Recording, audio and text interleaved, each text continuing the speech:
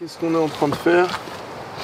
On est en train de sortir tous les appareils électroniques et multimédia de la caisse de transport étanche pour y mettre toute la bouffe qu'on a, parce que les souris cette nuit ont transpercé le board bag juste ici.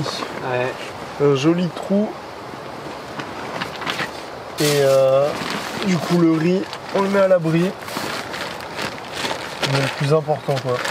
Notre priorité c'est même plus le drone, c'est un putain de paquet de riz. On va vous faire visiter notre petit camp qu'on vient de terminer après 10 jours sur l'île. La salle à manger. Donc là on peut observer la petite table avec une petite décoration d'un très beau coquillage. Chose très importante, notre filtre à eau.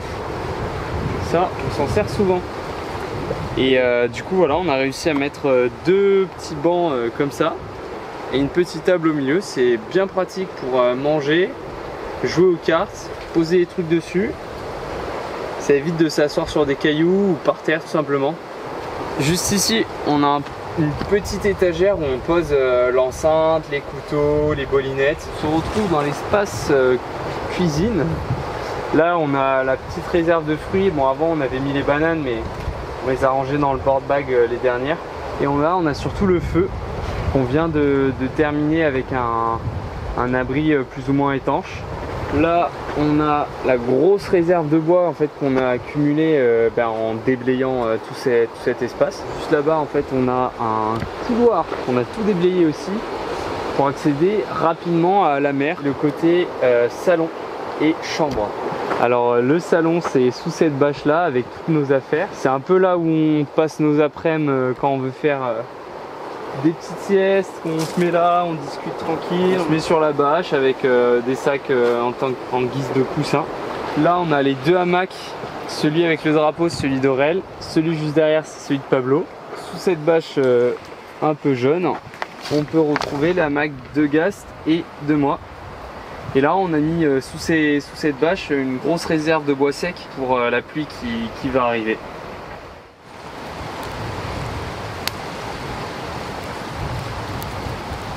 Là on fait la liste exhaustive un peu de tout ce qu'il nous reste à faire, les défis. Les défis en fait c'est assez simple, c'est juste que sur notre page de financement où les gens nous ont permis de partir, de faire ce voyage et cette expérience, il y avait plusieurs contreparties. Et une des contreparties c'était de nous donner un défi à réaliser sur l'île. On en a 6 au total, c'est quand même pas anodin parce qu'il y a des trucs qui sont difficiles à faire. Des trucs que vous nous avez donnés qui sont compliqués, des trucs qui sont drôles, des trucs qui sont plus délicats à réaliser, qui demandent plus d'efforts, plus d'énergie. Et du coup on est en train de les placer. Et voilà, ça va être sympa et ça occupe bien notre temps finalement. Et c'est pas mal du tout. À la moitié de notre séjour, on manque cruellement d'énergie. Les 6 kilos de riz manquants se font ressentir et on décide de demander quelques victuailles à un bateau mouillant dans la baie. En fait, si vous ai expliqué, Non. on a demandé à un mec du bateau de nous amener au bateau des Français. Ouais. On arrive là-bas et c'est pas des Français, tu vois. Ouais. On négocie avec eux et ils nous donnent tout ça, mec. Avec beaucoup de chance, on se retrouve avec un repas déjà plus nutritif que ceux des 15 derniers jours pour repartir du bon pied. En fait ce qui s'est passé c'est qu'il y avait les Allemands. Et en fait le mec qui nous a emmenés on lui a expliqué. Et il dit quoi? Il dit les gars, je vous ai ramené des œufs. Frérot, c'est pas des œufs qu'il a ramené. Non. Oh, non les gars, non. Non. J'ai la même réaction que toi, mec. Il y a des sandwichs. Ah, je suis mort. S'il te plaît, non. Je vais pleurer, mec. On a eu la même réaction, les gars, t'as pas idée. Oh non. Oh la vache. Non mais on découvre en même temps que vous les gars. Hein. Oh là là non, c'est des tomates. Ouais. Oh là là les fruits. Oh là là. On part. Là les gars, je me mets à genoux parce que je me mets à genoux, je suis KO. Allez les gars, Santé, les gars. Alléluia. Franchement, on repart un peu, tu vois. Oh la vache. Regarde, j'ai des émotions, j'ai envie de... J'ai des émotions du ventre, les gars. J'ai des papillons dans le ventre. Mais oui. C'est de la triche, Mais ce petit coup de pouce nous fait tellement de bien au moral et au ventre qu'on peut pas se le refuser. Mec, je m'étais fait à l'idée des 500 grammes de riz, gros. Là, je suis heureux. Ça faisait longtemps que j'avais pas été aussi heureux pour. Ah, vraiment, c'est un bonheur. C'est un plaisir, franchement. Ah, je vous jure.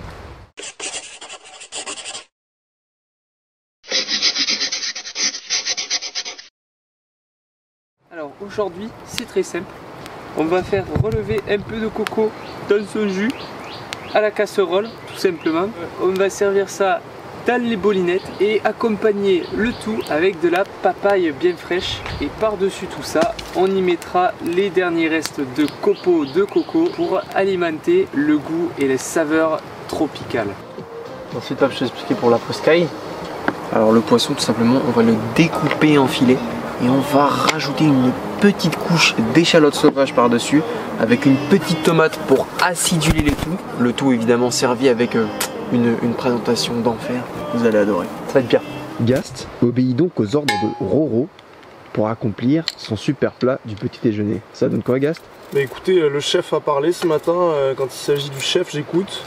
Il m'a demandé de couper des copeaux de coco, de les faire revenir. Donc on fait ce qu'on peut. Hein.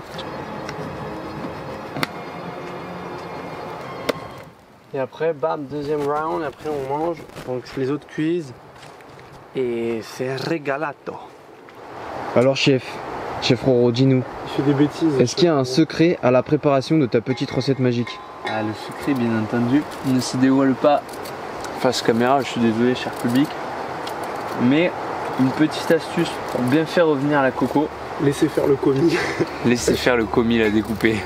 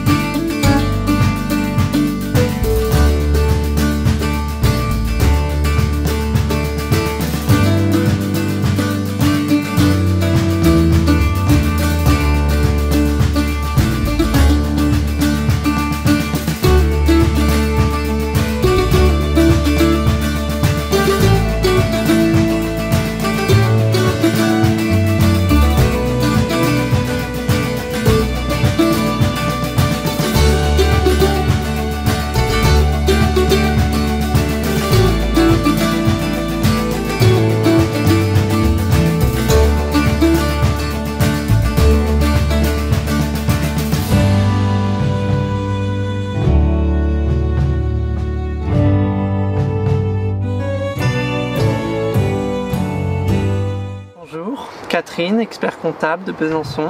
Je suis prête à tester les plats de Gaston Ollier et Romain Ichou. C'est sous forme de 3 étages. Premier croquant, deuxième fondant et troisième mi-cuit. Oui, ne me prenez pas pour une bille, Gaston, voyons, je le vois. Le croquant est idéal sur la papaye. C'est pas trop sucré, c'est bien fait. Bien sûr, je fais attention à ma ligne. Alors, j'ai passé un bon moment en compagnie de Gagastoun et Roro le petit gros. L'ambiance était bonne.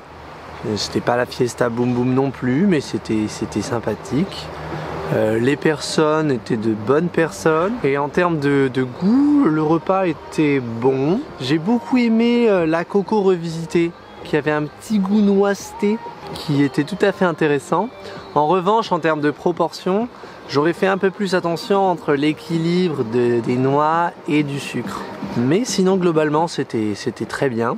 Je mettrai donc pour l'ambiance un 6 sur 10. Pour la qualité du repas, un 7 sur 10. Et pour le fait que mes cops m'ont fait un énorme repas, je leur mettrai un 10 sur 10.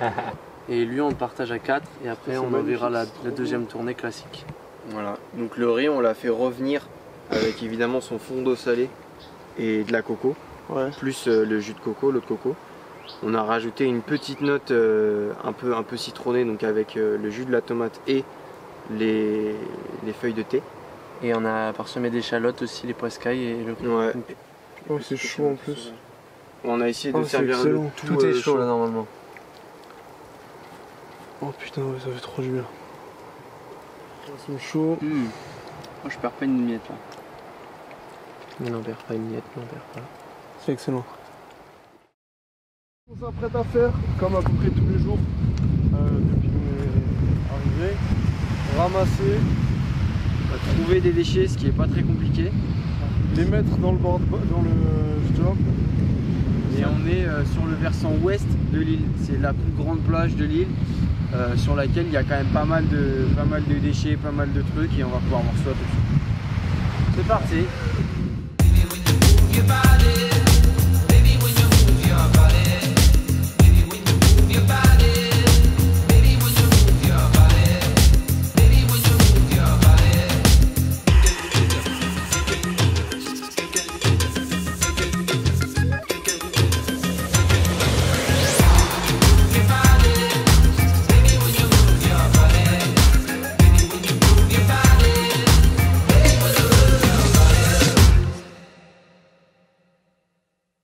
J'ai vraiment vécu l'aventure en 2 temps, première semaine, deuxième semaine. La première semaine n'avait rien à voir à ce que je pensais, genre c'était beaucoup plus dur.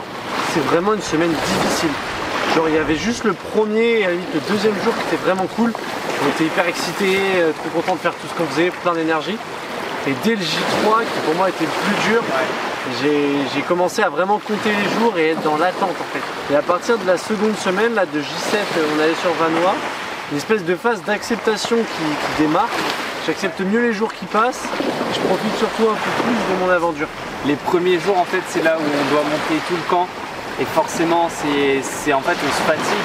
Franchement on commence à être bien en termes de nourriture, on se débrouille pas mal. Pour moi les deux choses les plus difficiles à combattre c'est la faim en 1, ça je pense que c'est pour tout le monde. On a beaucoup de mal à...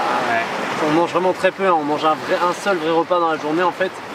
Et un poil de trucs au petit-déj. Donc un repas ça fait mal. Et la deuxième point chiant et auquel on s'attendait pas un peu, mais avec la sous-dose de riz qu'on a finalement pris, c'est compliqué, c'est l'énergie en fait.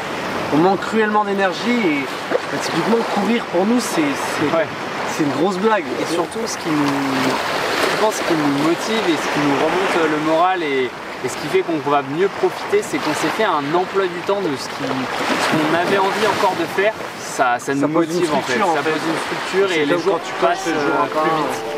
Ouais.